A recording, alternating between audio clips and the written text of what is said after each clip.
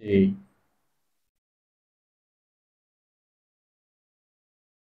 ప్రకటనలో నుంచి ఒక భాగాన్ని చదువుదాం. దేవాతి దేవుడు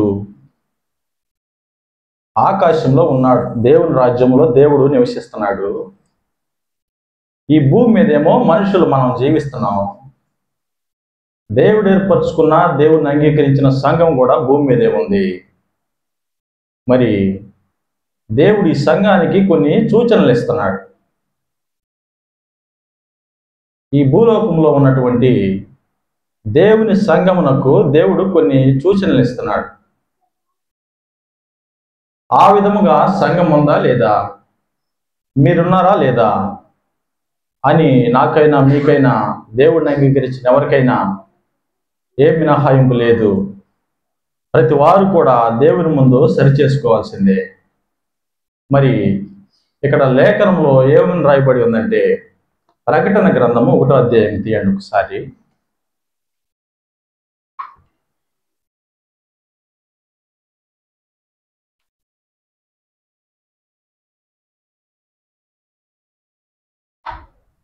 ముందుగా దేవుని వాక్యము సంఘమునకు ఎలా చేరుతుందో చూద్దాం. దేవుడు మనుషులతో, సంఘంతో మాట్లాడుతున్నాడు. అది మనకి ఎలా వస్తుంది, మన వరకు ఎలా వస్తుంది అంటే ఇక్కడ స్పష్టంగా రాయబడి ఉంది. ప్రకటన గ్రంథం 1వ అధ్యాయం 1వ వచనంలో ఈ విధంగా రాయబడి ఉంది. యేసుక్రీస్తు తన దాసులకు కనపరచుటకు దేవుడు ఆయనకు అనుగ్రహించిన ప్రత్యక్షత.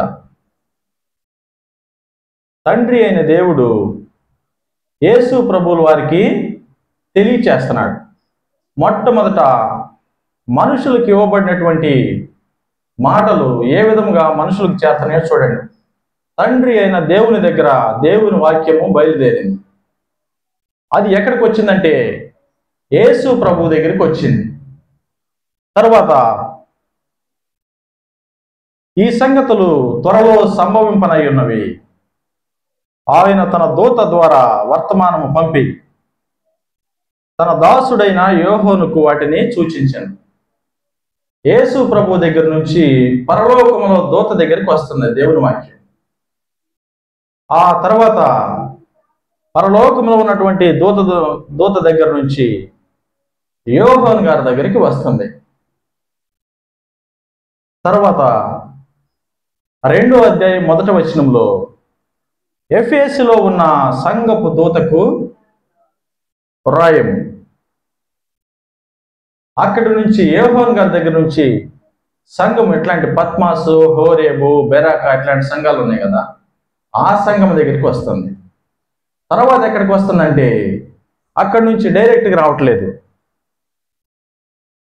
2వ అధ్యాయం 7వ వచనంలో ఈ విధంగా రాయబడి, చెవి గలవాడు ఆత్మ సంఘములతో చెప్పుచున్న మాట వినుడు గాక.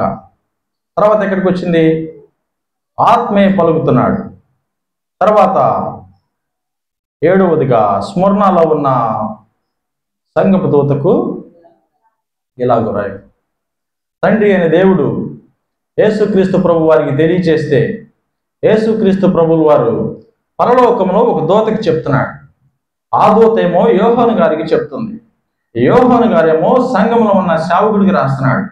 మరి సంఘంలో ఉన్న సేవకుడు దాన్ని డైరెక్ట్గా చెప్పలా, మళ్ళీ పరిశుద్ధాత్మ దేవుడు వస్తున్నాడు. పరిశుద్ధాత్మ దేవుడు వచ్చి మనకి చేరుతుంది. అంటే దేవుని దగ్గర నుంచి ఒక మాట మనిషికి చేరాలంటే 7వ భాగంలో మనం ఉన్నాం. సంఘమునకు దేవుడి నుంచి వచ్చే మాట 7 విధాలుగా ట్రాన్స్మిట్ అవుతుంది. 7 భాగాలుగా 7 దశలలో మనకి చేరుతుంది. ఆ విధంగా దేవుని దగ్గర నుంచి మనకి వచ్చేటువంటి మాట ఏమని చెప్తుందంటే ఇప్పుడు చూద్దామండి.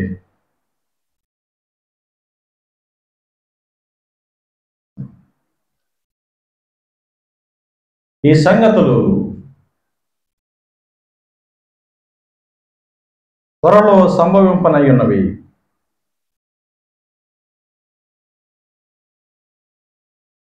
సమయము సమీపించి ఉన్నది.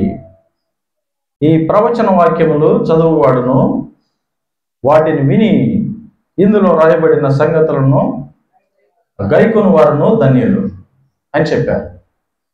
దేవుడు మనుషులకు ఇచ్చిన లేఖనాలు ఎవరైతే చదువుతారో, ఎవరైతే విని గైకొంటారో వారు ధన్యులంట అని చెప్తున్నాడు. మొట్టమొదటిగా ఎఫెసీలో ఉన్న సంఘమునకు చెప్తున్నారు. ఇక్కడ ప్రకటన గ్రంథంలో మనకి చెప్పేటువంటి 7 సంఘాలు ఆనాడు ఉన్నవి. మొదటి శతాబ్దంలో సంఘాలు ఇవి ప్రస్తుతం టర్కీ దేశంలో ఉన్నవి. మరి అప్పుడు వేరే భాగంలో ఉన్నవి. మరి 7 సంఘాలు ఉన్నాయి. ఇప్పుడు మన కారుమూరు వారిపాలెంలో పద్మాస సంఘం ఎలా ఉందో అలా టర్కీ దేశంలో 7 సంఘాలు ఉన్నాయండి.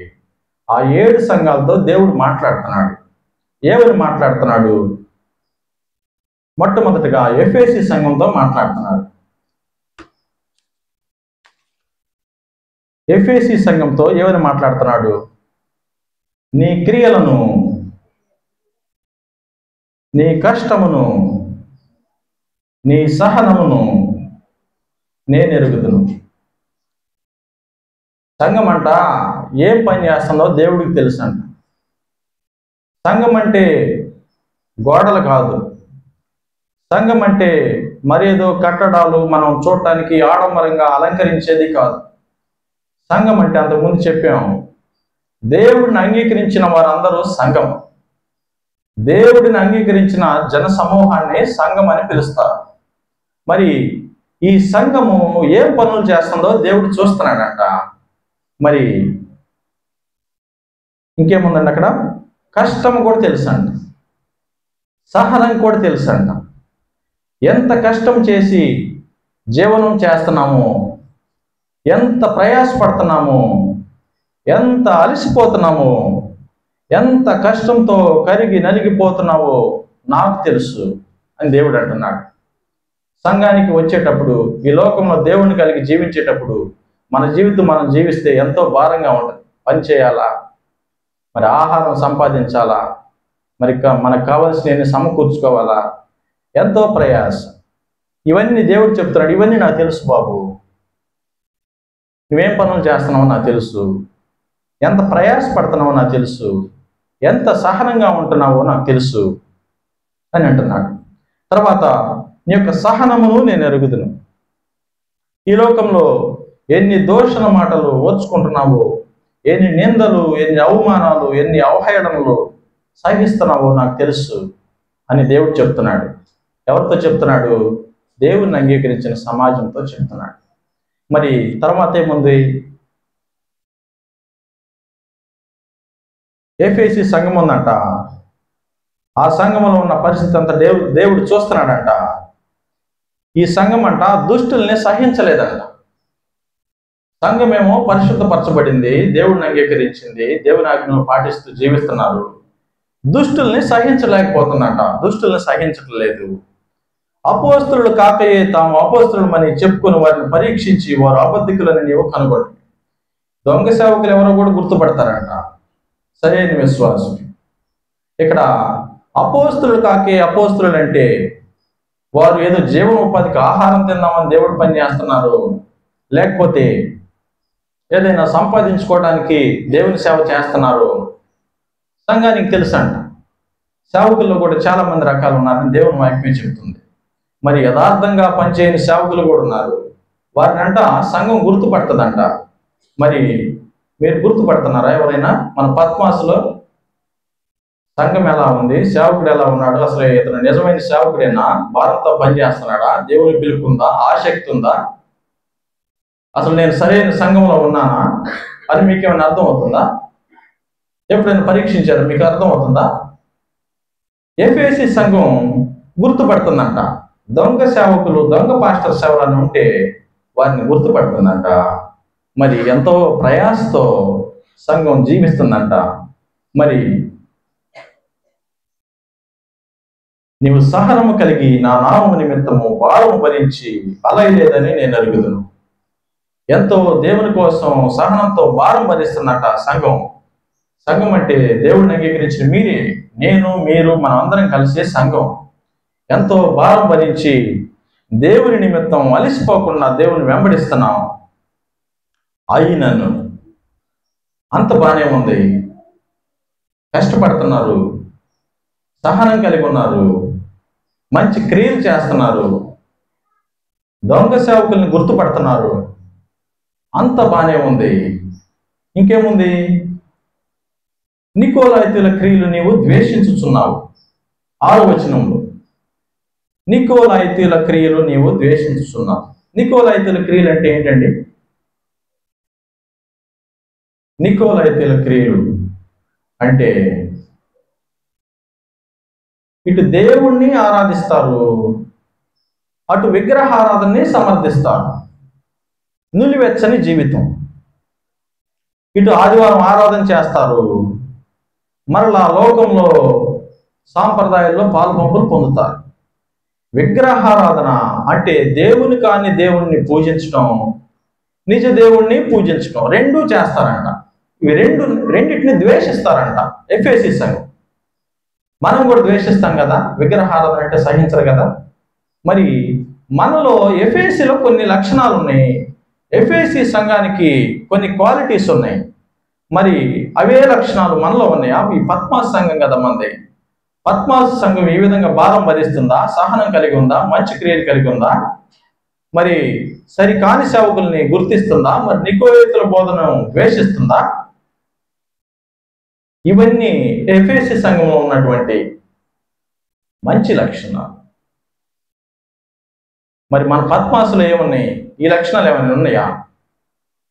ఎఫెసీలో ఉన్నటువంటి మంచి లక్షణాలు మన సంఘంలో, మనలో, నీలో, నాలో ఉన్నవో లేదో దేవుని పాత్రలో పాలు పంపులు పొందే ముందు మనం సరి చేసుకోవాలి. మన అంతరాత్మను మనకే మనం సరి చేసుకుని దానిలో పాలు పంపులు పొందుతాం. ఇంకా మరి ఈ 4 లక్షణాలు ఏమో మంచి లక్షణాలు ఉన్నాయి. మరి దేవుడు ఒక నేరం మోపుతున్నాడు సంఘం మీద. ఏమిటంటే నేరం, అక్కడ చూడండి 4వ వచనం.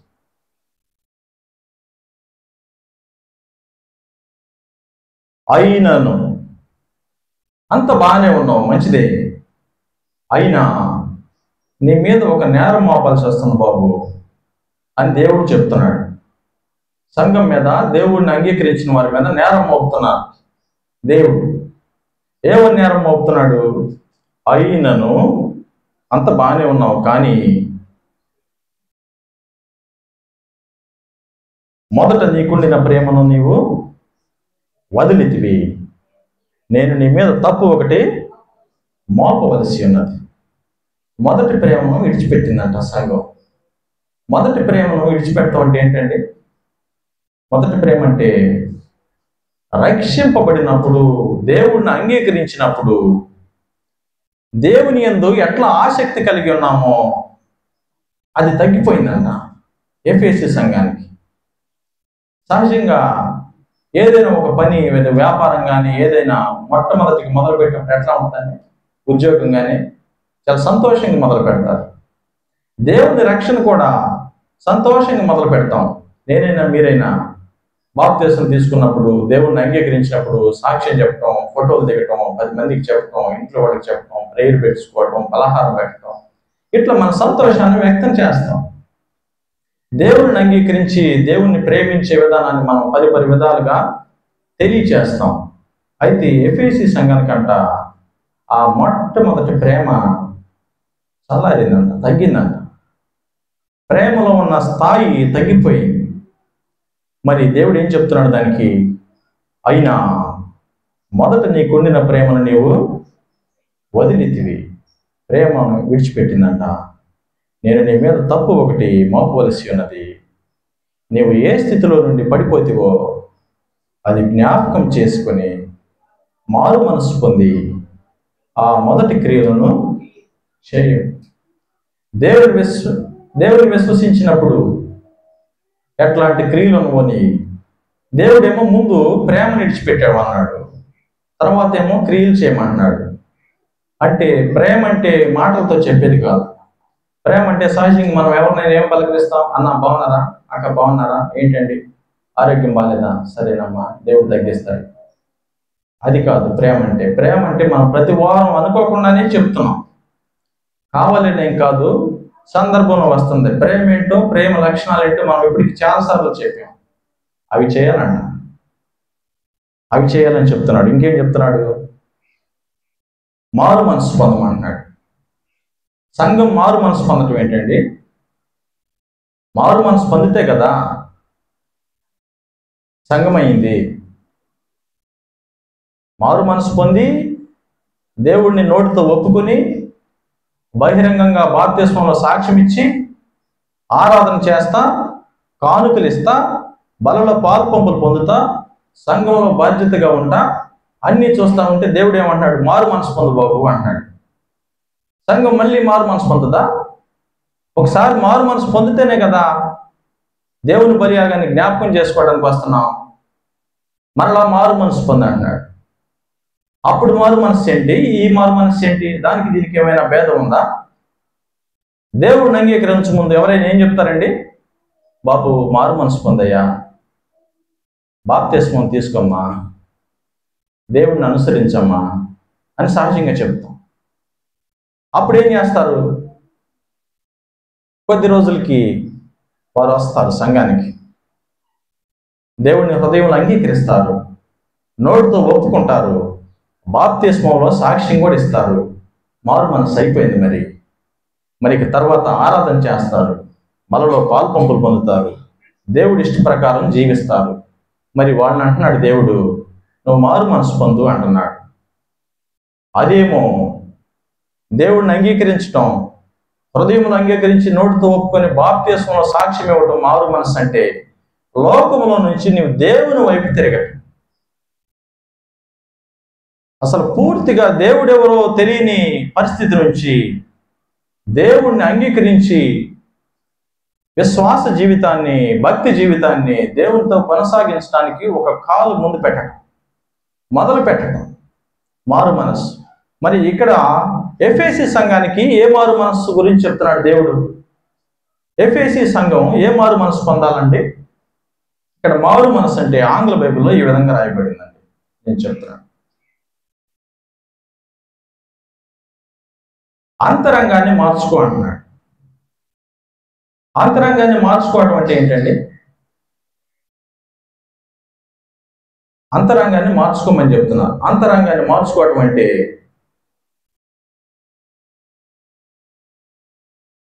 Old way of థింకింగ్ని మార్చుకోవాలండి. పాతదైన ఆలోచన విధానాన్ని మానేసేయాలి. 2, పాపముతో కూడిన ప్రవర్తనను విడిచిపెట్టాలి. పాపముతో కూడిన ప్రవర్తన విడిచిపెట్టడం అంటే ఏమిటంటే దేవుని చిత్తాన్ని కోరాలి. మన జీవితంలో పాత ఆలోచన విధానాన్ని విడిచిపెట్టాలి. 2, దేవుని చిత్తాన్ని కోరాలి. అంటే పూర్తిగా దేవుని మీద ఆధారపడు బాబు అని చెప్తున్నాడు.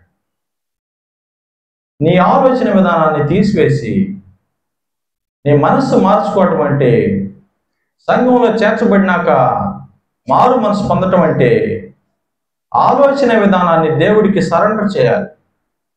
నువ్వేం ఆలోచించాలో కూడా దేవుడికే చెప్పాలి. మన ఇష్టానికి ఆలోచించడానికి అవకాశం లేదు. ఆ విధంగా దేవుడు ఎఫెసీ సంఘానికి మారు మనసు పొంది ఆ మొదటి క్రియలను చేయము. అట్లు చేసి నీవు మారు మనస్సు పొందితేనే సరి, లేని ఎడల నీ యొద్దకు వచ్చి నీ దీపస్తంభమును నీ యొద్ద దాని చోటు నుండి తీసివేదు. దీపస్తంభం అంటే ఏంటండి? అంతకుముందు మనం చెప్పాం గత వారాలు, దేవుడిని అంగీకరించిన వ్యక్తి సరిలేకపోతే సంఘంలో నుంచి తీసుకెళ్ళి బయట విడిచిపెడతాడని చెప్పాం. ఇప్పుడంట నువ్వు ఇక్కడే ఉంటావు, సంఘం ఉండదు, సంఘాన్ని తీసుకెళ్ళి బయట పెడతాడంట. అంటే సంఘానికి, ఒక విశ్వాసికి ఎడబాటు కలుగుతుంది. అంతకుముందేమో సంఘం ఎక్కడే ఉంది, సంఘంలో నుంచి చేయి పట్టుకుని బయటికి తీసుకెళ్ళి దేవుడు విడిచిపెడుతున్నాడు క్రియలు సరిలేకపోతే. ఇదేమో సంఘాన్ని తీసుకెళ్ళిపోతున్నాడు అంట. నువ్వు మారవు, నీ విధానాన్ని మార్చుకోవు, నువ్వు నేను చెప్పినట్టు జీవించవు, కాబట్టి సంఘాన్ని తీసివేస్తాను, సంఘం అందుబాటులో లేకుండా చేస్తాడంట. మరి దేవుడు చెప్తున్నాడు. ఆ తర్వాత ఏమన్నదండి? చెవి గలవాడు ఆత్మ సంగములతో చెప్పుచున్న మాట వినుడుగాక. చెవులు లేకుండా ఎవరైనా ఉంటారండి? ఇక్కడ ప్రతి సంఘంతో చెప్పేటప్పుడు చెవులు గలవాడు వినుడుగాక, చెవులు గలవాడు వినుడుగాక, చెవు అని 7 సార్లు రాసింది. 7 టైమ్స్ సంపూర్ణతను తెలియజేస్తుంది 7 అనే నెంబర్. దాని అర్థం ఏమిటంటే ప్రతి ఒక్కరు వినాలని, అందరు వినాల్సింది. ఎవరు దీన్ని విభేదించడానికి వీల్లేదు. దేవుడు మనుషులతో అక్కడ ఏం చెప్తున్నాడు చూడండి. ఆత్మ సంగములతో చెప్పుచున్న మాట వినుడుగాక. ఎవరు చెప్తుంది? దేవుని ఆత్మే మనకి ఏదో ఒక విధంగా తెలియజేస్తున్నారు, ఎవరో ఒకరి ద్వారా. మనం వినాల్సిందే అని దేవుడు చెప్తున్నాడు. అప్పుడేమొస్తుంది? జయించువానికి దేవుని పరదేశంలో ఉన్న జీవవృక్ష ఫలంలో భుజింపనెత్తను. ఆదికాండంలో రాయబడి ఉంటుంది.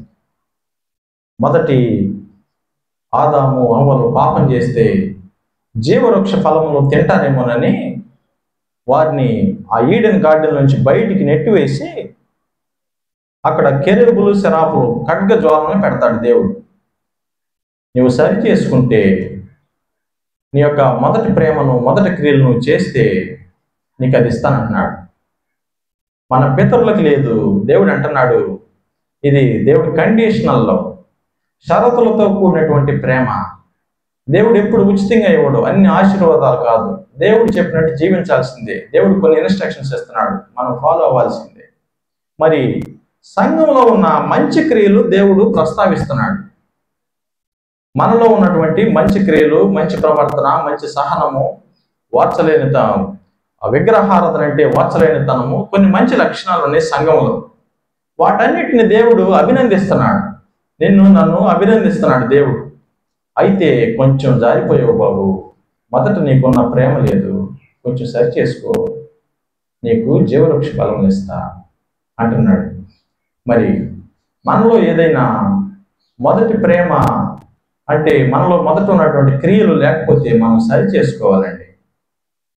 మరి రెండవ సంఘంతో ఏం చెప్తున్నాడో చూద్దాం. రెండవ సంఘం ఏంటండి? స్మరణ సంఘం.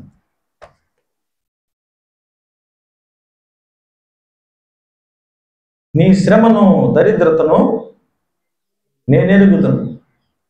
సంఘం అంట పేదరికంతో ఉందంట. సంఘంలో పేదవారు ఉన్నారంట. ఎంతో చెమట వచ్చి జీవనం సాగిస్తున్నారంట. మరి దేవుని సంఘమే, మరి దేవుడు సమృద్ధికి ఇవ్వచ్చుగా, దేవుడిని అంగీకరించగానే అన్ని ఇవ్వచ్చుగా. ఇక్కడ ఈ సంఘం ఎలా ఉందంటే ఎంతో పేదరికం అంట, పేదరికం అనుభవిస్తుందంట. కానీ దేవుడు కూడా ఉన్నాడు. సంఘంలో దేవుడు ఉన్నాడు. దేవుడు ఉన్నా కానీ పేదరికం ఉంది. సంఘంలో దేవుడు ఉన్నా కానీ శ్రమలు కూడా ఉన్నాయి. మరి ఏమంటున్నాడు? నీ పేదరికం నాకు తెలుసు, నీ శ్రమలు నాకు తెలుసు,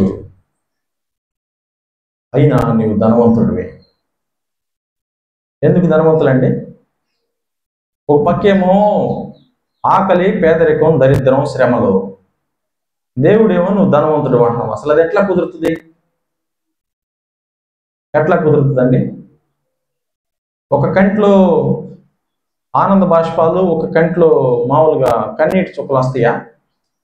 కుదురుతుందా? ఒక కంటితో ఈ పుస్తకం, ఒక కంటితో ఈ పుస్తకం చదవగలనా? మనకున్న రెండు చెవులతో, ఈ చెవులతో ఒకరి మాటలు, ఈ చెవులతో ఒకరి మాటలు వినగలమా? ఇదేమిటండి, ఇలా ఉంటుందా? ఒక పక్కేమో శ్రమలు, ఒక పక్కేమో దరిద్రం, ఒక పక్కేమో పేదరికం, ఇంకో పక్కేమో దేవుడు అంటున్నాడు, బాబు నువ్వు ధనవంతుడివేనయ్యా అంటున్నాడు. అది ఎలా కుదురుతుంది? ఎలా అంటే స్మరణ సంఘం దేవునికి అనుకూలంగా ఉంది. సంఘము భౌతికంగా శ్రమలు అనుభవిస్తుంది. సంఘము భౌతికంగా ఈ లోకంలో కొద్ది కాలం ఆహారం లేకుండా ఉంది.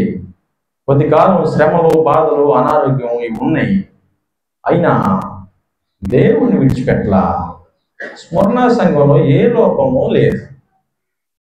దేవుడు ప్రశ్నించే లోపాలు, దేవుడు మెచ్చని విషయాలు, దేవుడు అసహించుకునే పనులు స్ఫురణ సంఘంలో ఏమీ లేవు. కింద మనం చదువుతాం ఇప్పుడు. అందుకని ఏమంటాడంటే నువ్వే ధనవంతుడు అంటున్నాడు. మరి ఎఫెసీ సంఘం వచ్చేసరికి అంత బాగానే ఉంది. అక్కడ పేదరికం లేదు, మరి దరిద్రము లేదు, శ్రమలు లేవు. మరి అక్కడ కూడా కష్టాలు ఉన్నాయి కొన్ని. మరి అక్కడ ఆ సంఘంతో అంటలే ఇదే మాటలు. ఆ సంఘంతో నువ్వు ధనవంతుడు వంటల్లా. ఎందుకంటే దేవుణ్ణి ఎవరైతే కలిగి ఉంటారో, దేవుని ఆజ్ఞలు ఎవరైతే కలిగి ఉంటారో వారికే నిత్య జీవం, వారికే దేవుని రాజ్యం. ఎవరైతే దేవుని రాజ్యాన్ని పొందుతారో, ఎవరైతే దేవుని రాజ్యానికి అర్హులవుతారో వారే ధనవంతులు. ఒక ఉదాహరణ, ధనవంతుడు పేద లాజరు ఉన్నాడు, మనందరికీ తెలుసు. ధనవంతుడేమో విస్తారమైనటువంటి ధనం ఉంది. అతనే చెప్పుకుంటున్నాడు ఏమని, నా ప్రాణమా తినుము త్రాగుము సుఖించుము, అనేక దినములకు సరిపడినది నీకు సమకూర్చబడి ఉన్నది, సుఖించు అంటున్నాడంట. మరి పేద లాజరేమో ఆహారం లేదు, ఒంటి నిండా గాయాలు కురుపులు, కుక్కలేమో నాకుతున్నాయి అంట. ఎక్కడైనా మీరు చూశారండి? నేనైతే చూడాల. ఏదైనా ఒక మనిషిని గాయాలు అయి ఉంటే కుక్కలు నాకుతాయా? ఎంత పేదరికం అండి! అంత పేదరికంలో ఉన్న లాజరు గారేమో దేవుడు ఉన్నాడు. దేవుడు ఉంటే ఎక్కడికి వెళ్ళాడండి? అబ్రహాము రొమ్మును చేర్చబడి దేవుని రాజ్యంలో నెమ్మది పొందుతూ విశ్రాంతిగా ఉన్నాడు. ఈ ధనవంతుడేమో ఇష్టానికి జీవించాడు. తన దేహంతో తనే చెప్పుకున్నాడు, నా ప్రాణమా తిను త్రాగుము సుఖించుము, అనేక దినములకు విస్తారమైనటువంటి ధనము సమకూర్చబడి ఉన్నది అని అట్లా చెప్తూ ఉన్నాడు. మరి ఇప్పుడు ఎవరు ధనవంతులు? ఈ భూలోకంలోనేమో ఆహారం లేక దేవుడిని కలిగి చనిపోయాడు లాజరు గారు. ఈ భూలోకంలో అన్నీ ఉన్నాయి, దేవుడు మాత్రం లేడు. వాళ్ళ దేవుడు ఏమంటాడంటే, బాబు నువ్వు దరిద్రుడు అయ్యా, నీకు దేవుడు లేడు. ఇక్కడ స్మరణ సంఘంతో చెప్తున్నాడు, నువ్వెంత పేదరికం అనుభవిస్తున్నావో నాకు తెలుసు, మరి అయినా నువ్వు ధనవంతుడివే. ఎందుకంటే నా రాజ్యంలో నీకు పాలు పంపులు ఉంది, నువ్వు నన్ను కలవబోతున్నావు అని చెప్తున్నాడు. కింద చూద్దాం ఇక్కడ ఏమన్నది. తాము యూదులమని చెప్పుకొనొచ్చు, యూదులు కాక సాతాను సమాజపు వారి వలన నీకు కలుగు దూషణ నేను ఎరుగుతాను. యూదులు అంటే దేవుణ్ణి అంగీకరించి సేవించేవారు, నిష్ఠగా దేవుణ్ణి భక్తిని ఆచరించేవారు. వారేమో పైకి యూదులే కానీ వారి క్రియలు యూదులు కాదంట. అంటే దీన్ని మనం ఎలా చెప్పొచ్చు అంటే, వారు క్రైస్తవులే కానీ క్రైస్తవులని పిలువబడతారు కానీ క్రైస్తవులు కాదు. చాలామంది అడగండి, మీరు ఏమని చెప్తారో, ఏంటమ్మా మీరు అంటే మేము క్రైస్తవులు అండి అంటాం సహజంగా. కానీ వారంట క్రైస్తవులు కాదంట. అట్లాంటి సమాజం కూడా ఉంది. అట్లాంటి సమాజం అంట స్మరణ సంఘాన్ని ఏం చేస్తుంది? దూషిస్తుందంట, ఒకటే తిడుతుందంట.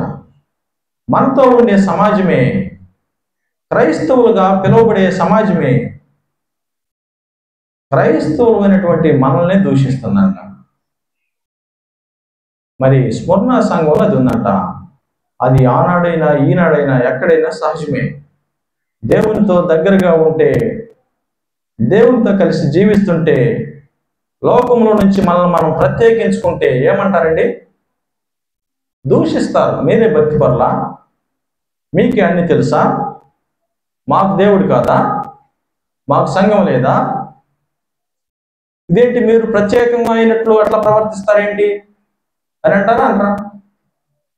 ఎప్పుడు అంటారంటే, మనం ప్రత్యేకంగా జీవిస్తే అంటారు, జీవించకపోతే ఏమంటారు? నువ్వు నేను ఒకటే పద అంటారు. మరి స్మరణ సంఘంలో అట్లాంటి సందర్భం ఉంది. క్రైస్తవులు పుట్టుకతో క్రైస్తవులుగా పుట్టి క్రైస్తవులు కాని వారు నిజమైన క్రైస్తవ సంఘాన్ని దూషిస్తున్నారంట.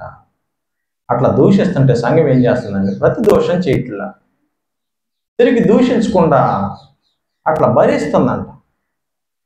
దూషించేవాడు దూషిస్తుంటే సంఘమేమో భరిస్తుందంట. మరి మన పద్మాసు భరిస్తుందా? మనం లేదని ఒక మాట అంటే నాకైతే విపరీతమైన పాపం అండి. మరి మీ సంగతి నాకు తెలియదు కానీ మరి మనం భరిస్తామా? దేవుని వాక్యం ఎవరికి మినహాయింపు కాదు, నాకైనా మీకైనా ఎవరికైనా. ఎవరైనా బయట సమాజం ద్వేషించిన దూషించిన భరించాలని స్మరణ సంఘం మనకి తెలియచేస్తుంది. అదేవిధంగా ఇంకొకటి ఉందండి ఇక్కడ, నీవు పొందబోవు శ్రమలకు భయపడకు. ఇది యోహాను గారు మొదటి శతాబ్దంలో రాశారు ప్రకటన గ్రంథం. దాదాపుగా 1960 సంవత్సరాల క్రితం రాయబడింది. మొదటి శతాబ్దంలో రాయబడింది. ఈ స్ఫురణ సంఘానికి ఏమని చెప్తున్నాడంటే, నీవు పొందబోవు శ్రమలకు భయపడకు. సంఘం అంట, సంఘం ఉన్న పరిస్థితి చోట్ల సంఘానికి ఏమి కలగబోతుందో కూడా దేవుడు చెప్తున్నాడు. నీకు 10 సంవత్సరాలు శ్రమలు వస్తాయి బాబు, నువ్వు భయపడొద్దు అని దేవుడు చెప్తున్నాడు. ఎప్పుడు చెప్తున్నాడు? ఇది అయిపోయిన విషయం కాదు. ఇదేంటంటే ఇక్కడ సందర్భం, సంఘం ఉంది, అంత బాగానే ఉంది, శ్రమలు కూడా రాకముందే దేవుడు చెప్తున్నాడు, నీకు శ్రమలు వస్తాయి బాబు, నువ్వు భయపడకూడదు అని చెప్తున్నాడు. మరి ఇంకా కిందేముంది? ఇదిగో మీరు శోధింపబడినట్లు అపవాది మీలో కొందరిని చెరలో వేయింపబోచున్నాడు. కొంతమందిని అంట జైలుకి వేశారంట. అప్పుడు మొదటి శతాబ్దంలో ఆ విషయాన్ని దేవుడు ముందుగానే చెప్తున్నాడు, మిమ్మల్ని కొంతమందిని జైలుకి పంపిస్తారు, 10 దినములు మీకు శ్రమ కలుగును. 10 దినములు అంటే 10 సంవత్సరాలండి. మరణం వరకు నమ్మకముగా ఉండు, నేను నీకు జీవ కిరీటం ఇచ్చాను. ఏం చెప్తున్నాడంటే, నీకు శ్రమలు వస్తాయి, 10 సంవత్సరాలు శ్రమలు వస్తాయి, నువ్వు మాత్రం చనిపోయేదాకా నమ్మకం ఉండాల్సిందని చెప్తున్నాడు దేవుడు. ఎప్పటి వరకే? శ్రమలు వస్తాయి, శ్రమల్లో కూడా నమ్మకం ఉండాల్సిందే. దేవుడు ఏం చెప్తున్నాడు? తప్పు మోపట్ల, సంఘం మీద నేరం మోపట్ల, ఎంతో పేదరికంతో శ్రమలతో ఏమి చాలా దరిద్రాన్ని అనుభవిస్తుంటే, మరి దోషణ మాటలు భరిస్తుంటే దేవుడు చెప్తున్నాడు, నీకు ఇంకా శ్రమలు వస్తాయి అంట. అసలే ఆహారం లేదు, అసలే శ్రమలు, అసలే దోషణ మాటలు, ఇంకేమంటాడు దేవుడు? అవి తీసేయొచ్చుగా. ఉన్న శ్రమలు సంఘం దేవుడిని అంగీకరించి ఏదో మనం బతుకుతుంటే శ్రమలు తీసేయొచ్చుగా. శ్రమలు ఇంకా యాడ్ చేస్తాడు దేవుడు? అసలు దేవుడికి కనికరం లేదా? దేవుడు ఇలా చేస్తాడండి? దేవుడు అంటున్నాడు, ఇంకా నీకు 10 సంవత్సరాల శ్రమలు వస్తాయి బాబు, ఆయన నువ్వు నమ్మకం ఉండు, నువ్వు భయపడమకు, నీకు జీవ కిరీటం ఇస్తా, నీవే ధనవంతుడివి అని చెప్తున్నాడు. ఎందుకు చెప్తారండి అట్లా? ఎందుకు చెప్తారండి? ఒక ఆర్ఎంపీ డాక్టర్ దగ్గరికి చిన్న బాబుని తీసుకెళ్తే ఇంజెక్షన్ చేయాలి. పిల్లోడు ఏమంటాడండి? చేసేయమంటాడా? షర్ట్ తీసేసి తీయమంటాడా? ఏం చేస్తాడు? అసలు ఇంటి దగ్గరే మొదలు పెడతారు. అసలు వద్దంటే వద్దు డాక్టరు, ఇంజెక్షన్ అంటే పడదు, జ్వరం తగ్గిపోయినా పర్లేదు కానీ ఇంజెక్షన్ అంటే వద్దంటాడు. అక్కడికి వెళ్తే ఏం చేస్తాడు? ఏడుస్తాడు. కానీ ఆ ఇంజెక్షన్ చేస్తేనే ఆ వ్యాధి నయమైంది. దేవుడు ఎప్పుడు కూడా, దేవుని సంఘము, మనుషులు, దేవుని ప్రేమించిన సమాజం ఈ లోకంలో కొద్ది దినాలు 70-80 సంవత్సరాలు సుఖంగా జీవించి చనిపోవాలని దేవుడు ఆశించడు. దేవుని రాజ్యం అనేది యుగ యుగాల, దేవుని రాజ్యమునకు అంతమే లేదు. అది ఎప్పటి వరకు ఉంటుందండి? ఎప్పటి వరకు ఉంటుంది? ఇక దానికి కొలతలు లేవు, దానికి ఏ పరిమాణాలు లేవు. ఒక్కసారి కన్ను మూస్తే దేవుని రాజ్యంలో ప్రవేశిస్తే ఇక ఆ రాజ్యమునకు ముగింపు లేదు. ఆ రాజ్యంలో పాల్పంపులు పొందాలంటే కొద్ది కాలం సహించుకోమా, కొద్ది కాలం భరించు. దేవుడికేమో దేవుని రాజ్యం తెలుసు, దేవుడేమో దేవుని రాజ్యంలో వసిస్తున్నాడు, మనమేమో భూలోక రాజ్యంలో ఉన్నాం. మరి మనకేమో ఈ శ్రమలే గుర్తుకు వస్తాయి. ఆహారం ఎట్లా, వస్త్రాలు ఎట్లా, ఉద్యోగం ఎట్లా, వ్యాపారం ఎట్లా, వ్యవసాయం ఎట్లా, బాధలు ఎట్లా, ఆరోగ్యం ఎట్లా, పిల్లలు ఎట్లా, అవి ఎట్లా, ఇవి ఎట్లా, ఎంత దాచుకోవాలి, ఎంత సంపాదించాలి, ఎక్కడ పెట్టాలి, ఇవన్నీ ఆలోచిస్తాం. ఎందుకు ఆలోచిస్తారండి ఇవన్నీ? సహజంగా నేనైనా మీరైనా ఎందుకు ఆలోచిస్తాం? మనం ఇంకా దేవుని రాజ్యాన్ని రుచి చూడాల.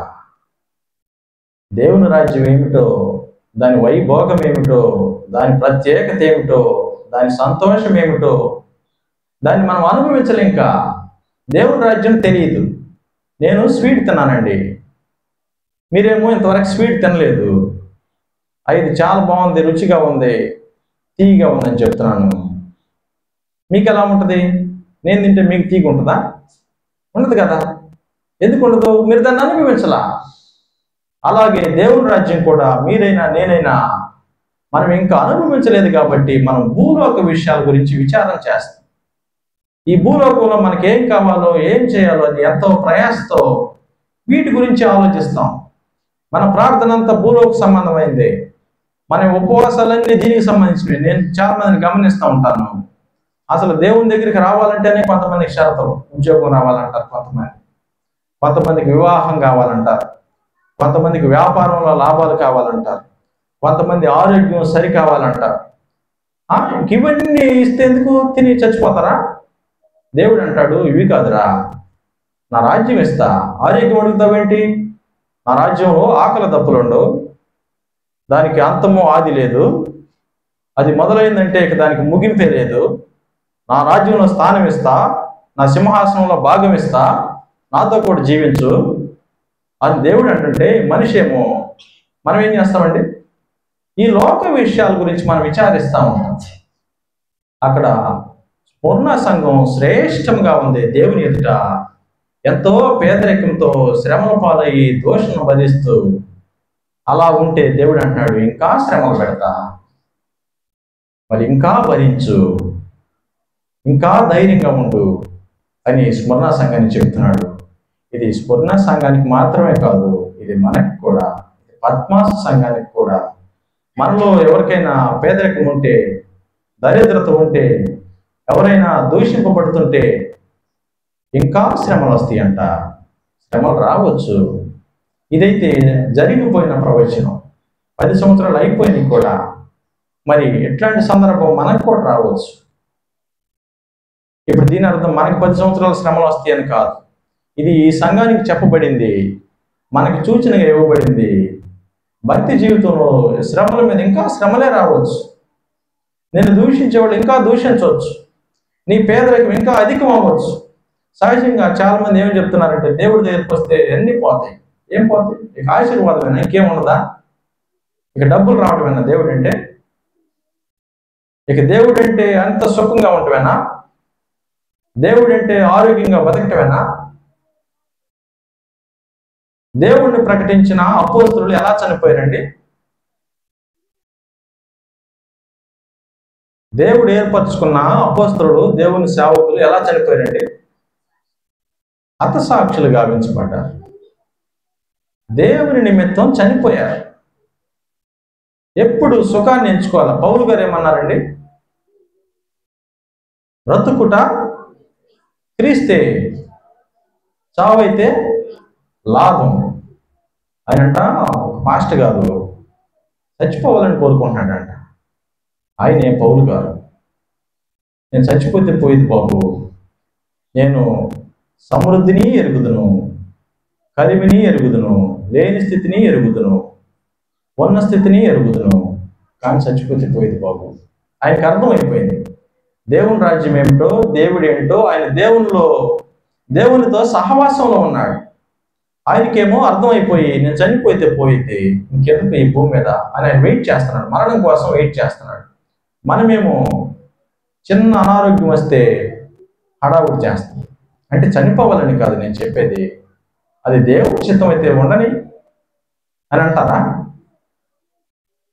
అనారోగ్యం వచ్చిందండి, జ్వరం వచ్చింది, ఉండని అంటారా? నేనైతే మామూలు కోవిడ్ వచ్చినప్పుడు చనిపోతే చచ్చిపోదామని అనుకునేవాడిని, ప్రార్థన కూడా అలానే చేసేవాడిని. చనిపోతే ఏమవుతుంది? దేవుడు అంటే తెలియనోడికి భయం, చనిపోయినాక మనిషి ఎక్కడికి వెళ్తాడో వాడికి తెలియకపోతే భయం. నీకు అంత తెలుసు అయినా భయం అంటే నీకు సరిగా తెలియదేమో, సరిగా దేవుడిని అర్థం చేసుకోలేదేమో, దేవుని వాక్యం ఇంకా నీకు పూర్ణంగా అర్థం కాలేదేమో, దేవుడి మీద ఆధారపడి జీవించడం అర్థం కాలేదేమో. అసలు దేవుడు అంటే అసలు నీకు తెలిసిన భక్తుడు నేను చనిపోతానంటే మనమేమో ప్రభు దీర్ఘాయుష్నువయ్యా అంటే నేను వ్యతిరేకంగా మరణం కావాలని, మరణం కోసం ఎదురు చూడమని చెప్పడం కాదు, కానీ దేవుడిని అంగీకరించినాక ఏ పరిస్థితికైనా నిలబడాలి. మనుషులు కొద్ది కాలం జీవిస్తారండి, ఎవరైనా, నేనైనా మీరైనా కొద్ది కాలం జీవించి వెళ్ళిపోవాల్సింది. ఒక దైవజనుడు చెప్పాడు, death is the gate of the haven అని చెప్పాడు. నీవు దేవుని రాజ్యంలో ప్రవేశించాలంటే దాని ద్వారం ఏమిటంటే, ద్వారంలో నువ్వు కాలు పెట్టాలి, ఆ ద్వారమే మరణం. అంటే నువ్వు తొందరగా దేవుని రాజ్యమేమో కావాలి, నీ రాజ్యం వచ్చును గాక అని ప్రేయర్ చేస్తాంగా, మరి దేవుని రాజ్యమేమో కావాలి, ఇప్పుడు తీసుకుంటా బాబు అంటే వద్దాడు. దేవుని రాజ్యం కావాలి, ఎవరికి కావాలండి? ఎవరన్నా వద్దంటారా దేవుని రాజ్యం? ఈ భక్తి, ప్రయాస, కానుకలు ఎంత ఏంటండి, త్యాగం, ఇదంతా ఎందుకు? దేవుని రాజ్యంలో ప్రవేశం పొందటానికి, అంతేగాని ఈ లోకంలో ఏమైనా సాధించడానికా? కాదు కదా. ఈ లోకంలో ఏం సాధించడానికండి భక్తి? నేను చనిపోతే దేవుని రాజ్యంలో ప్రవేశం పొందాలంటే ఈ భక్తి. మరి దేవుడేమో బాబురా కమ్, ఎవరినైనా పిలిస్తే ఏళ్ళు ఇట్లా దేవుడు చూపిస్తున్నాడు అనుకోండి, ఎక్కడ ఆగితే వాళ్ళని రమ్మన్నాడు అనుకోండి, ఏమంటారు? మనకి ఎంతో భయం. అసలు ఆశయము వచ్చి కూర్చుందే దేవుని రాజ్యంలో ప్రవేశం పొందాలని. వచ్చేవుగా బాబురా, వచ్చేసి అన్నాడు అనుకో, ఏమంటాం?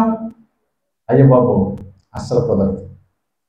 ఇలానే డిజిఎస్ దినకరన్ గారు కూతురు చనిపోయిందంటండి. సేవకుడు, ఎంతో భారంతో దేవుని సేవ చేసినటువంటి సేవకుడు, గొప్ప సేవకులు దినకరన్ గారు వాళ్ళ కూతురు చనిపోయినంట.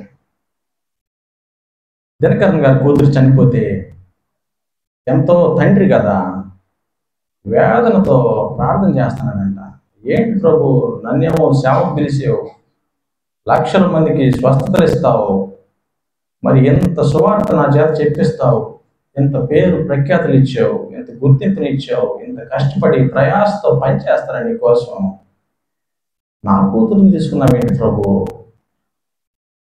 నేను భరించలేకపోతున్నానయ్యా అని ప్రార్థన చేశాడంట. ఆయనేమో సేవకుడు కూతురే చనిపోయింది, భారంతో ప్రార్థన చేస్తున్నాడంట, భరించలేకపోతున్నాడు. సొంత కూతురు కదా, మరి చిన్న పిల్ల బేబీ కాదు, వయసుకు వచ్చినాక చనిపోయిందా. మరి ప్రేమతో ప్రేయర్ చేస్తే దేవుడు అంట దినకరన్ కమ్ అని తీసుకెళ్ళాడంట దేవుని రాజ్యానికి. దేవుని రాజ్యానికి తీసుకెళ్ళి ఇదిగో నీ కూతురు అని చూపించాడంట. ఆ దేవుని రాజ్యము, ఆ మహిమ, ఆ సంతోషము, ఆ యొక్క వాతావరణం, ఆ పరిస్థితులు అవన్నీ చూసి ఆశ్చర్యపోయాడంట. ఇదేమిటి, ఇలా ఉంటుందా, దేవుని రాజ్యం ఎలా ఉంటుందా అని అసలు భూలోకం గురించి మర్చిపోయాడంట. మర్చిపోయి మహా గొప్ప సంతోషం అనుభవిస్తూ ఉంటే, నెమ్మది, ఆకలి తప్పులు లేని రాజ్యం, అది మనం అనుభవించాలో మనకు తెలియదు. దినకరన్ గారికి దేవుడు చూపించాడంట. చూపించి, దినకరన్ ఏడుస్తున్నావుగా, మీ పాపం తీసుకెళ్ళి బాబు అన్నాడంట. అంటే ప్రభు వద్దంటే వద్దయ్యా, అక్కడేముందయ్యా భూలోకంలో, ఇక్కడే ఉంచండి అయ్యా అన్నాడంట. అదేమిటంటే దేవుని రాజ్యం ఏమిటో మనకు తెలియకపోతే ఈ భూలోక సంబంధమైన విషయాల గురించి మనం విచారిస్తాం. ఈ స్ఫురణ సంఘం పేదరికం, దరిద్రం అనుభవిస్తుంటే దేవుడేమో పొగుడుతున్నాడు. ఏమని? నీవు ధన్యుడు, శ్రమ ఓర్చుకో, ఇంకా శ్రమలు వస్తాయి అని చెప్తున్నాడు. మరి స్ఫురణ సంఘం పరిస్థితి అలా ఉంది. మరి తర్వాత మూడో సంఘం ఉందండి. మూడో సంఘం ఏముంది చూద్దాం. పెర్గమలో ఉన్న సంఘపు దూతకు ఇలాగు రాయడు: సాతాను సింహాసనం ఉన్న స్థలములో నీవు కాపురమున్నావని నేను ఎరుగుదును. మరియు సాతాను కాపురమున్న ఆ స్థలములో నా యందు విశ్వాసి అయి ఉండి నన్ను గూర్చి సాక్షి అయిన అంతిప అనువాడు మీ మధ్యను చంపబడిన దినములలో నీవు నా నామము గట్టిగా చేపట్టి నా యందలి విశ్వాసమును విసర్జింపలేదని నేను ఎరుగుతాను. పెర్గమ సంఘంతో చెప్తున్నాడు. ఈ సంఘం అంట ఎక్కడుందండి? సాతాను సింహాసనం ఉన్న స్థలంలో దేవుని సంఘం ఉందండి. దేవుని సంఘం అంటే దేవుడిని అంగీకరించిన సమూహం అని చెప్పాం. ఈ సమూహం చుట్టూ సాతాను సింహాసనం ఉందంట. ఆ సింహాసనం మీద, సాతాను సింహాసనం మీద ఎవరు ఉంటారండి? సింహాసనం సాతానుదైతే దాని మీద ఎవరు ఉంటారు? సాతానే ఉంటాడు. సంఘం ఉంది, దేవుణ్ణి అంగీకరించిన మనుషులు ఉన్నారు. వారు ఎక్కడున్నారంటే ఒక సాతాను సింహాసనం మీద కూర్చుందంట, అక్కడ ఉన్నారంట. ఇదేమిటంటే ఇదేం తెలియజేస్తుందంటే, మనం సమాజంలో జీవిస్తున్నాం. మన ఊరైనా ఏ ఊరైనా మన చుట్టూరు కూడా అపవాది క్రియలు, దేవునికి వ్యతిరేకమైనటువంటి మనుషులు, సమాజము ఉంటుంది. అంటే దేవుని అంగీకరించిన సమాజము, దేవుని అంగీకరించని సమాజము రెండు కలిసి ఉంటాయి. ఇలా ఉందంట. ఇప్పుడు మనకు కూడా ఈ గ్రామస్తులందరూ దేవుని దగ్గరికి వస్తారండి? రారు కదా. కొద్దిమంది వస్తారు, కొద్దిమంది ఇంకా అంగీకరించలా, వాళ్ళ ఇష్టానికి ప్రస్తుతానికి జీవిస్తున్నారు. దేవుడు వాళ్ళకి అవకాశం ఇస్తాడు. మరి వేరే మధ్యలో ఉంటున్నావు నువ్వు. అక్కడంట ఒక విషయం జరిగిందంట. ఆ సంఘము దేవుని యందు విశ్వాసంగా ఉందంట. రెండు, సాక్షి అయి ఉందంట. అక్కడ ఒక పాస్టర్ గారిని చంపేశారంట. ఆయన పేరు అంతిప. ఒక ఊరు ఉంది, ఆ ఊరిలో ఒక చర్చి ఉంది. ఆ చర్చిలో దేవుణ్ణి అంగీకరించిన సమాజము ఉంది. ఆ ఊరిలో దేవుణ్ణి అంగీకరించిన సమాజము ఉంది. అయితే ఆ చర్చి పాస్టర్ గారిని చంపేశారంట. ఎందుకు చంపేశారు? దేవుణ్ణి అంగీకరించినందుకు చంపేశారు. హతసాక్షి గావించబడ్డాడు. దేవుని నామం నిమిత్తం పాస్టర్ గారిని చంపేశారంట. ఈయనట్రా వాక్యం చెప్తున్నాడు, ఈయనట్రా కొత్త విషయాలు బోధిస్తున్నాడు. స్వర్గం అంటున్నాడేంటి, పరలోకం అంటున్నాడేంటి, యేసు ప్రభు అంటున్నాడేంటి, బాప్తిస్మం అంటున్నాడేంటి, దేవుణ్ణి అంగీకరించి అంటున్నాడేంటి, పరిశుద్ధ జీవితం అంటున్నాడేంటి, వేరుగా బ్రతుకు అంటున్నాడేంటి, లోకంలో ఉండొద్దు అంటున్నాడేంటి? ఇదేంటి అంత వింతగా ఉంది? మాకు సంఘం లేదా, మాకు చర్చి లేదా, మాకు గుడి లేదా, మాకు పాస్టర్ లేడా? ఇవన్నీ చెప్పట్లేదే. ఇతనేంటి వేరుగా చెప్తున్నాడు అంటే, ఆయన దగ్గరికి వస్తే ఆయన మళ్ళీ అదే చెప్తున్నాడంట. అయ్యా, యేసు ప్రభువే దేవుడయ్యా, నువ్వు అంగీకరించాల్సిందనయ్యా, బాప్తిస్మంలో సాక్ష్యం ఇవ్వాలయ్యా. సేవకుడు ఏం చెప్తాడండి? ఇంతకాగా ఇదే కదా, ఎట్లా చెప్తున్నాడంట. వీడేంటి ఇంత కొత్త బోధ చేస్తున్నాడని ఆయన చంపేశారంట. ఆ ఊర్లో పెర్గమ అనే ఆ పట్టణంలో ఆ సంఘము ఉన్న సేవకుడిని చంపేశారంట. సేవకుడిని చంపేస్తే సంఘం ఏం చేస్తుంది? ఏం బెదరలేదంట. అసలు మాకు ఉపదేశించేవాడిని చంపేస్తే, నాయకుడిని చంపేస్తే ప్రజలు ఏమవుతారండి? దేవుని వాక్యం ఏముంది? నాయకుడు లేని జనం చెడిపోతారు. నాయకుడినే చంపేశారు, సంఘమేమో మరి ప్రజలేమో చెడిపోలేదంట. అదే పెర్గమ సంఘం. వాళ్ళకి సంఘం ఉంది, నాయకుడు ఉన్నాడు, నాయకుడినే చంపేశారు. మరి చెడిపోవాలి కదా, చెడిపోలేదండి. చెడిపోకుండా ఏం చేస్తుంది? ఎవరి దారిని వారు వెళ్ళలా, విశ్వాసంతో ఉన్నారంట. 2, దేవునికి సాక్షిగా బతుకుతున్నారంట. ఎప్పుడు? పాస్టర్ గారిని చంపేసినా కూడా. ఒక చర్చికి వెళ్తున్నారు, చర్చి పాస్టర్ గారిని చంపేశారు, అయినా చర్చికి వెళ్ళడం మానట్లేదంట, అయినా ప్రార్థన చేయటం మానట్లేదంట, అయినా విశ్వాసంగా ఉండటం మానట్లేదంట, అయినా ఇంకేంటంటాడా దేవునికి సాక్షిగా ఉండటం కూడా మానటల్లా. అయితే ఇంత ఆసక్తిగా ఉంది పెర్గమా సంఘం. పెర్గమా సంఘం దేవుడు అంటే పాస్టర్ గారిని చంపేసిన అసలు చర్చి మానే పని లేదు, వెళ్ళిపోవటం. అంత ఆసక్తిగా ఉన్న సంఘం ఏముంది దానిలో చూడండి కింద. అయినను నేను నీ మీద కొన్ని తప్పిదములు మోపవలసి ఉన్నది. ఆసక్తిగానే ఉన్నావు, బాగానే వస్తున్నావు, సేవకుడు సరిలేకపోయినా నువ్వు బాగానే ఉన్నావు, సేవకుడి కంటే కూడా బాగానే ఉండొచ్చు. ఒకవేళ సేవకుడే లేకుండా సంఘం అసలు ఎవరు ఉపదేశించేవాడు లేకపోయినా నువ్వు నమ్మకంగా ఉంటున్నావు. అయినా పెర్గమా సంఘంలో కొన్ని ఉన్నాయంట. దేవుడు చెప్తున్నాడు, అయినను నేను, ఎక్కడండి 14, అయినను నేను నీ మీద కొన్ని తప్పిదములు మోపవలసి ఉన్నది. అవేమనగా, ఎంత ఆసక్తిగా ఉన్నా, సాక్షిగా ఉన్నా, నమ్మకంగా ఉన్నా తప్పులు కూడా ఉన్నాయంట. సంఘమేమో ఆసక్తిగా ఉంది, సంఘానికి విశ్వాసము ఉంది, సంఘం నమ్మకంగా ఉంది, అయినా కొన్ని తప్పిదములు కూడా ఉన్నాయంట సంఘం. ఇలా కూడా ఉంటుందా? ఏమేమి ఉన్నాయి తప్పిదములు చూడండి. ఎవరు? విగ్రహములకు బలి ఇచ్చిన వాటిని తినేటువంటి బోధన అనుసరిస్తారంట. 1. 2, జారత్వము చేయనట్లు బోధించే బోధను అనుసరిస్తారంట.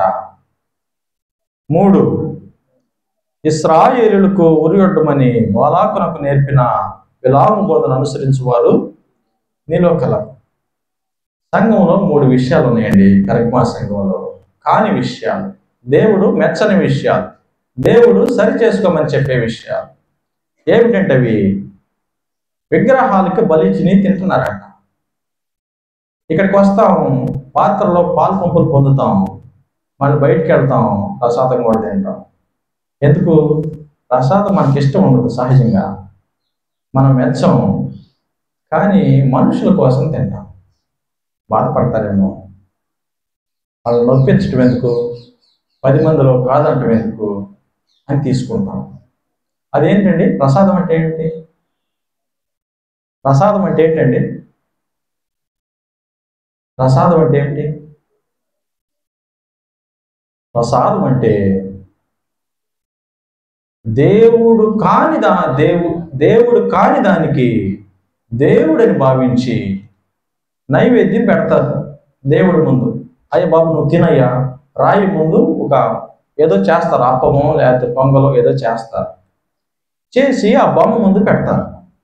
ఆ బొమ్మ ముందు పెట్టి బొమ్మకి పూజ చేస్తారు. నువ్వే దేవుడివి, నువ్వే రక్షకుడివి, నువ్వే మాకంతా మా వ్యాపారాలు ఉద్యోగాలు అన్నీ సుఖంగా చూడు బాబు అని ఆ బొమ్మకి పూజ చేస్తారు. పూజ చేసినాక ఫస్ట్ దేవుడికి ఇచ్చాం కదా, తర్వాత దాన్ని మనకి దేవుడు మనకిస్తున్నాడు అని తీసుకుంటారు.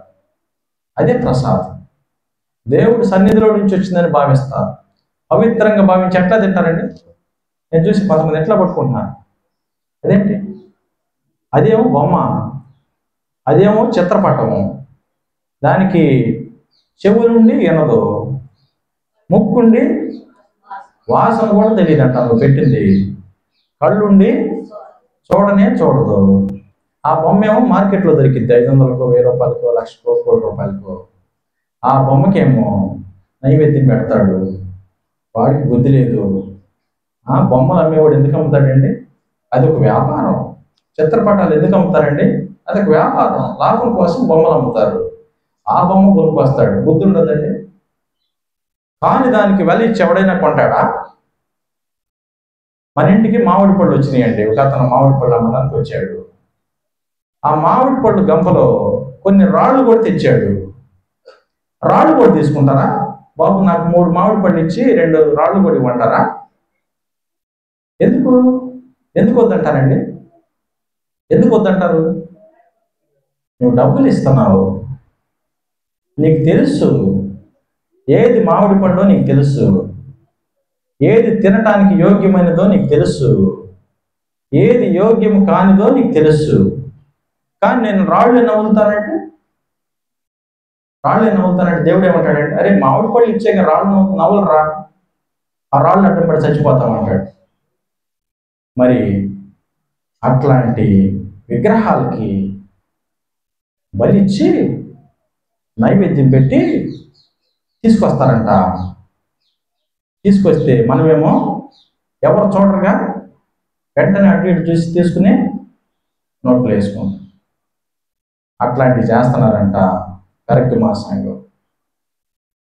సంఘం ఏం చేస్తున్నారంటే, మనుషుల కోసం బలి ఇచ్చిన వాటిని ప్రసాదాలు తీసుకు తింటున్నారంట. దేవుడు అంటున్నాడు, అది నేను మెచ్చను రా బాబు, ఇవి ఎంత మాత్రమునో తగదు, ఇలా ప్రవర్తించడానికి ఎంత మాత్రమునో నీ మీద నేరం మోపుతా అవి తిన్నందుకు అని దేవుడు చెప్తున్నాడు. రెండవది ఏంటండి, జారత్వం కూడా చేస్తున్నారంట. జారత్వం అంటే ఏంటండి? జారత్వం అంటే ఏంటి? వివాహం కాకముందే దేహంతో పాపం చేయటాన్ని జారత్వం అంటారు. వివాహం అయినాక పరులతో దేహంతో పాపం చేస్తే దాన్ని వ్యభిచారం అంటారు. సంఘం అంట బాప్తిసం తీసుకున్నాము, బలలో పాలు పంపులు పొందుతున్నాము, ఆరాధన కూడా చేస్తున్నాము, నమ్మకంగా జీవిస్తున్నాము, కానీ ఇవి కూడా చేస్తున్నారంట. ఏం చేస్తున్నారండి? జారత్వం కూడా చేస్తున్నారంట, ప్రసాదాలు తింటున్నారంట, బలిచ్చినవి తింటున్నారంట. ఇంకేమండి? మూడవది, ఇశ్రాయేలులకు ఉరిగట్టుమని బాలాకునకు నేర్పిన బిలాము బోధన అనుసరించేవారు సంఘాన్ని, దేవుని ప్రజలను హింసించే విషయాలు కూడా చేస్తున్నారంట. సంఘమే సంఘాన్ని హింసిస్తుందండి. మరి నేను ఒక విషయం విన్నాను, మరి అది అవునో కాదో నాకు తెలియదు. పాము పిల్లలను తింటదంట. మరి అది ఎంతవరకు నిజమో నాకు తెలియదు. కానీ ఇక్కడ ఏం చేస్తున్నారు? సంఘమే సంఘాన్ని హింసిస్తుందంట. మనలో మనం ఒకరిని హింసించుకుంటామా? మీరు సంఘమే అంగీకరించి వచ్చారు, అంత బాగానే ఉంది, మిమ్మల్ని మీరే హింసించుకుంటారా? అక్కడ ఇశ్రాయేలులు అంటే దేవుని ప్రజలని అర్థం. దేవుని ప్రజలంటే దేవుని అంగీకరించిన వారని అర్థం. దేవుడిని అంగీకరించిన వారిని ఎవరేం చేస్తున్నారంటే, దేవుడు అంగీకరించిన వారే హింసిస్తున్నారన్న 3 విషయాలు చేస్తున్నారు. ఒకటేమో బలర్పించినవి, బొమ్మలు కనిపించినవి తింటున్నారు. 2 జారత్వం జరిగిస్తున్నారు. 3 దేవుని సంఘంలో ఉంటూ దేవుని సంఘాన్ని హింసిస్తున్నారు. 3 విషయాలు కరెక్ట్ మా సంఘంలో ఉన్నాయి. మరి దాని కంటిన్యూషన్ ఏం చెప్తున్నారు దేవుడు? ఇంకోటి కూడా ఉందంట, అటువలనే నికోలాయితుల బోధన అనుసరించే వారును నీలో ఉన్నారు. ఇటు వచ్చి యేసు ప్రభు దేవుడు అంటే అని చెప్పలేసుకుంటారు. చెప్పులు ఏమన్నా రోడ్డు మీద ఇచ్చి మామూలుగా అక్కడే మోకరిస్తాము. బయటికి వెళ్ళి వేరే బొమ్మలు కనపడితే ఆ బొమ్మలకు కూడా భయపడతాం. అదేమిటండి? దేవుడు ఇదా అదా? ఏది? దేవుడు అంటే ఏమిటండి? అసలు దేవుడు అంటేనే బొమ్మ? దేవుడు అంటే తెలిసిన వాళ్ళు అసలు అట్లాంటివి చేస్తారా? దేవుడు అంటే మనం అంతకుముందు చెప్పాము. ఏంటండి దేవుడు అనే 3 అక్షరాలకి ఏంటి అర్థం? ఏమిటండి? హెబ్రీ పత్రికలో ఎక్కడో రాసి ఉందో చూడండి ఒకసారి.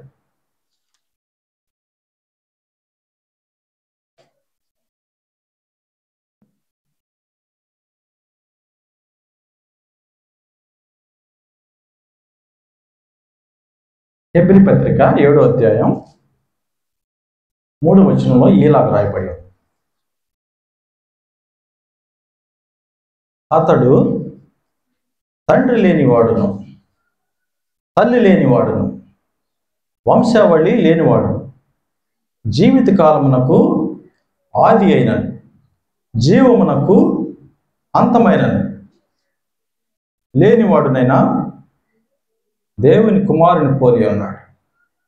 దేవుడు అంటే ఇదండి. దేవుడికంట తండ్రి లేడు, తల్లి లేదు, ఫలానా తాలూకు అని చెప్పడానికి వంశావళి లేదు. ఆయన ఎప్పటి నుంచి ఉన్నాడు అంటే ఆయనకి మొదలు లేదు. ఆయన ఎప్పటి వరకు ఉంటాడయ్యా అంటే ఆయనకు చివరు లేదు. ఆయనే దేవుడు. మరి ఆ దేవుడిని గెలిస్తే బొమ్మలకు మొక్కుతావా? బొమ్మలను ఆరాధిస్తారా? బొమ్మలను గౌరవిస్తారా? అలా చేసేవారితో సమ్మతిస్తారా? మీరు అలా చేస్తున్నారంట.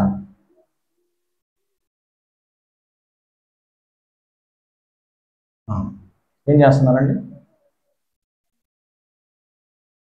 నికోలాయితుల బోధన అనుసరించేవారు నీలో ఉన్నారు. ఏమని చెప్తున్నాడు? కావున మారు మనసు పొందన్నాడు. ఇందాక ఎఫెసీ సంఘంతో చెప్పాడు మారు మనసు పొందమని. పెర్గమా సంఘంతో కూడా చెప్తున్నాడు మారు మనసు పొందు అని. మరి అందరం మారు మనసు పొందేం కదా మనం. మరలా చెప్తున్నాడు ఏంటి? మరి అట్లానే తుయితైరా సంఘంతో కూడా చెప్తాడు 21వ వచనంలో, మారు మనసు పొందుటకు నేను దానికి సమయం ఇచ్చి తిని. 3వ అధ్యాయంలో సార్దీస్ సంఘంతో కూడా చెప్తాడు మారు మనసు పొందుము. 3వ అధ్యాయం 3వ వచనంలో మారు మనసు పొందు. ఇలా 7 సంఘాలకి దేవుడు ఏం చెప్తాడు? మారు మనసు పొందు అని చెప్తున్నాడు. ఆల్రెడీ సంఘంలోకి వచ్చాం కదా, ఇంకా మారు మనసు ఏమిటి అంటే సర్వసత్యంలోనికి, సంపూర్ణతలోనికి సంఘం రావాలి. అన్ని ఆజ్ఞలు నెరవేర్చి ఒక్కదానిలో తప్పిపోతే దేవుడు సహించడు. అన్ని ఆజ్ఞలు పాటిస్తున్నావు, నమ్మకంగా ఉండటానికి ప్రయత్నం చేస్తున్నావు, ఎంతో త్యాగంగా జీవిస్తున్నావు, అయినా ఏదైనా లోపం ఉంటే దేవుడు దాన్ని కూడా సరి చేసుకోమని చెప్తున్నాడు. కాని విషయాలు ఏమైనా ఉంటే ఎఫెసీ సంఘంలో కొన్ని విషయాలు ఉన్నాయి బాబు, మరి పెర్గమా సంఘంలో కొన్ని విషయాలు ఉన్నాయి బాబు, మరి పద్మాసులో ఏ విషయాలు ఉన్నాయో దేవుడికి తెలుసు. ఇది మొదటి వచనంలో ఒక విషయం రాయబడి ఉంటుంది. ఏమనంటే దేవుడంట సంఘముకి తొంగి చూస్తున్నాడంట. తొంగి చూడటం కాదు, సంఘానికి ఉన్నటువంటి ముసుగు తీసి చూస్తున్నాడంట. ఆంగ్ల బైబిల్లో అన్వెయిలింగ్ అని ఉంటుంది. అంటే ముసుగు తీయటం. పెళ్లి కుమార్తెకి వేయిలేస్తారు కదా, అంటే ముసుగు వేయటం. అన్వెయిలింగ్ అంటే ముసుగు తీయటం. సంఘాలు ఉన్నాయి, ప్రపంచంలో ఉన్నటువంటి సంఘాలకి దేవుడు ఆ ముసుగు తీసి చూస్తున్నాడంట. మీ తల మీద ముసుకుంది కదా, దేవుడు మీ తలలో ఏముందో చూస్తాడు, నాకైనా మీకైనా. ఇదే ఈ సంఘంలో ఉన్నటువంటి విషయాలు, అవి మంచివైనా సరే, చెడ్డవైనా సరే, కానివైనా సరే, అవి ఏవైనా సరే, దేవుడంట ఆ ముసుగు తీసి చూస్తున్నాడంట. ఎక్కడ చూస్తున్నాడంటే దేవుని రాజ్యంలో చూస్తున్నాడు. ఇవన్నీ దేవుని రాజ్యంలో చూసి యోహాను గారికి చెప్తున్నాడు. యేసు ప్రభువుకి చెప్తే, యేసు ప్రభు గారు పరలోకంలో దేవదూతకు చెప్తే, ఆ దేవదూత ఏమో యోహాను గారికి చెప్తే, యోహాను గారు ఏమో సంఘంలో దూతకు రాస్తే, ఆ సంఘంలో దూత మాట్లాడడానికి పరిశుద్ధాత్మ వస్తే, అక్కడి నుంచి నీ దగ్గరికి నా దగ్గరికి వచ్చింది వర్తమానం. మరి అయితే దేవుడు ఈ 7 సంఘాల ముసుగు తీస్తున్నాడు. తీసాడు 3 సంఘాలకి ఈరోజు తీసి చూయించాడు. శ్రేష్టమైన విషయాలు సంఘంలో ఏమున్నవి, కాని విషయాలు ఏమున్నావో దేవుడు తెలియచేశాడు. ఈనాడు పద్మాసు మనలో మన ముసుగు మనం చక్కగా వేసుకోవచ్చు. మంచి తెల్ల చీర కట్టుకుని ముసుగు వేసుకోవచ్చు, లేదా తెల్ల బట్టలు వేసుకోవచ్చు. ఎవరైనా నేనైనా మీరైనా. ఇది ఎవరిని ఉద్దేశించి చెప్పేది కాదు. అంతరంగం అంతా దేవుడికి తెలుసు, హృదయం అంతా దేవుడికి తెలుసు. ఎవరిని మోసం చేస్తారంటే ఎవరైనా, నేనైనా మీరైనా. దేవుడిని మోసం చేస్తాడు ఎవడైనా? ముసుగేసుకుంటే దేవుడికి కనపడకుండా ఉంటారా? మొత్తం బట్ట బయలు చేసి పటాపంచులు చేసి ఆ పని మిత్రుల మీద చాటిస్తాడు. ఏమన్నాడు? రహస్యంగా చేసిన పాపాలు మిత్రి మీద చాటిస్తాడంట. చాటించడం అంటే ఏంటండి? చాటించడం అంటే ఏంటి? చప్పుడు కాకుండా మెసేజ్ చేయటమా? మండూరులో చికెన్ స్టాల్ పెట్టారంట, చాటింపు వేస్తున్నారు. దాని రేట్ ఏందో, దాని క్వాలిటీ ఏంటో, ఏ టైమో ఏంటో, ఎక్కడో అడ్రస్తో కూడా ఇస్తున్నారు. చాటింపు అంటే అది. ఏం చెప్తున్నాడు? రహస్యంగా చేసిన మిద్దెల మీద చాటింపు వేస్తాడంట, డప్పు కొడతాడంట దేవుడు. కొట్టి ఏం చేస్తాడు? చెప్తాడంట, బాబు నువ్వు ఇదిగో, నీ రహస్య జీవితం ఇదిగో, నీ బ్రతుకు ఇదిగో, నీ క్రియలు ఇదిగో, నీ ప్రవర్తన ఇదిగో, నీ సహనం ఇదిగో. అది మంచివైనా సరే, చెడ్డవైనా సరే, తీర్పులోకి వస్తే దేవుడు అన్నీ చూస్తాడు, అందరి చూస్తాడు. నా అయినా మీ అయినా ఎవరి అయినా దేవునికి ఏ పక్షపాతం లేదు. దేవుని ముందు మనుషులందరూ సమానమే. నువ్వు ఎవరివైనా సరే, మనకేమైనా ఉండొచ్చు, ఏమైనా లేకపోవచ్చు. మన హృదయం దేవుడి ఎదుట సరిగా ఉంటే దేవుడు హర్షిస్తాడు. హర్షించి ఏం చెప్తున్నాడండి? 2వ సంఘంతో, స్మరణ సంఘంతో,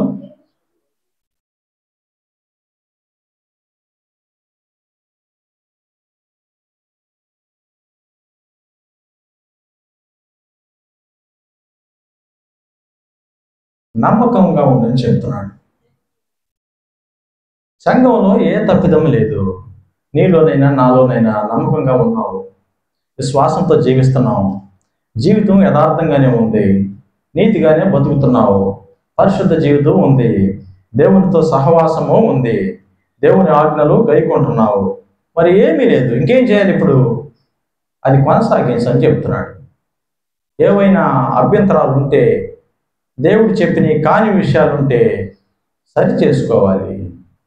ఏ విషయాలు లేవు, నేను నమ్మకంగానే ఉన్నాను అని నీకు అనిపిస్తే దాన్ని కొనసాగించడానికి దేవుని కృపను అడిగి ప్రార్థనతో మన జీవితాన్ని గడపాలి. ఆ విధంగా మన ముందున్నటువంటి ఆ పాత్రలో పాలు పంపులు పొందేటప్పుడు మనం పరీక్ష చేసుకుందాం. ఎఫెసీ సంఘం ఎలా ఉందో, ఎలా కాని విషయాలు ఉన్నాయో, ఎలా మంచి విషయాలు ఉన్నావో, మరి పెర్గమా సంఘం ఎలా విశ్వాసంతో ఉందో, ఎలా దుష్టక్రియలు అవలంబిస్తుందో, అలాంటివన్నీ మనలో సరి చేసుకుని స్ఫురణ సంఘం వల్లే ముందుకు సాగటానికి దేవుడు మనకి సహాయం చేసి మనం స్థిరపరచినట్లు మనం బలంలో పాల్పొందామండి.